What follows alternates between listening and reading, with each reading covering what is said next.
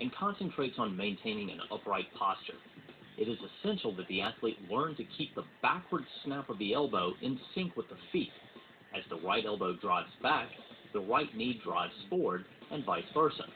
Like with all drills on this video, only the front portion of the athlete's foot strikes the ground. 2-foot runs is performed exactly the same way as 1-foot runs, except that both feet must now land in each square. Motions here are shorter and faster than those used in 1-foot runs. Be sure to perform equal repetitions leading with your right and left foot. The most basic lateral motion drill is a lateral run. In this drill, both feet land in each square before moving on to the next square. It is of utmost importance that an athlete keep their shoulders in a position parallel with the sides of the ladder. By maintaining this position, the athlete is capable of reversing their movement from left to right. Athletes that begin to open their shoulders towards the direction they are moving leave themselves vulnerable to a cutback by the offensive player. As with all lateral drills, make sure you give equal attention to performing reps both to your left and right. The cross-country skier drill requires lateral balance and nimble feet. For this drill, the athlete begins with the lead foot in the first square, and the trail foot directly behind and outside the first square. The feet quickly switch places, and then the athlete moves to the second hole and repeats. As with all lateral drills, the athlete should aim to keep his shoulders locked in a position parallel with the sides of the ladder. This version of hopscotch, the athlete starts with both feet inside the first hole, and then hops forward and lands with a foot on either side of the second hole. This pattern is repeated through the entire length of the ladder. The athlete should concentrate on maintaining a low center of gravity, especially as the speed of the hops increase. Straddle hops place the athlete in a low, wide-based defensive position. The athlete should pretend he has a board between his ankles that keeps the feet locked in approximately 2 feet or more of separation. Contact with the ground should be light, quick, and only involve the ball of the foot. As with all drills in this section, the athlete should spend as little time as possible on the ground in between each hop.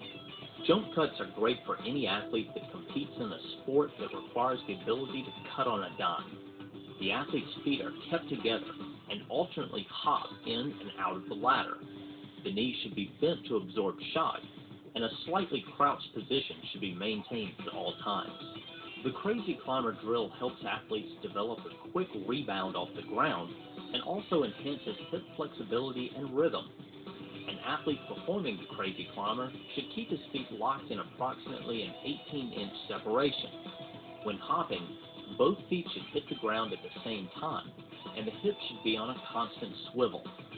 Notice that the athlete always pivots off the foot on the inside of the ladder, and that the athlete's upper body generally remains pointed towards the end of the ladder. When performing the buzzsaw, the athlete begins in a lateral position behind the first hole of the ladder.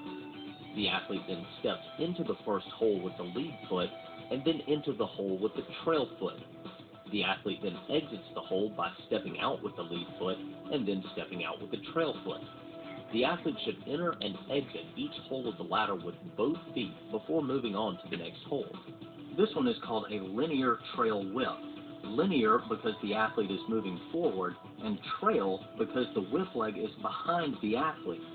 Here the athlete moves in a linear path and keeps the lead leg inside the ladder and hits every hole. The trail leg stays outside the ladder and alternately whips from side to side behind the athlete's body. The athlete's shoulders should stay aimed towards the end of the ladder throughout the repetition, and only the hips should rotate. This exercise requires a lot of rhythm and hip flexibility. The Icky Shuffle is one of the best drills that can be performed on a ladder.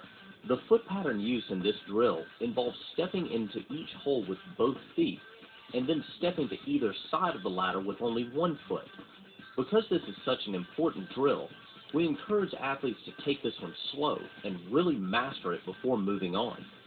Once the athlete masters the basic pattern of this drill, lightning speed can be achieved by concentrating on speeding up the sound of the feet.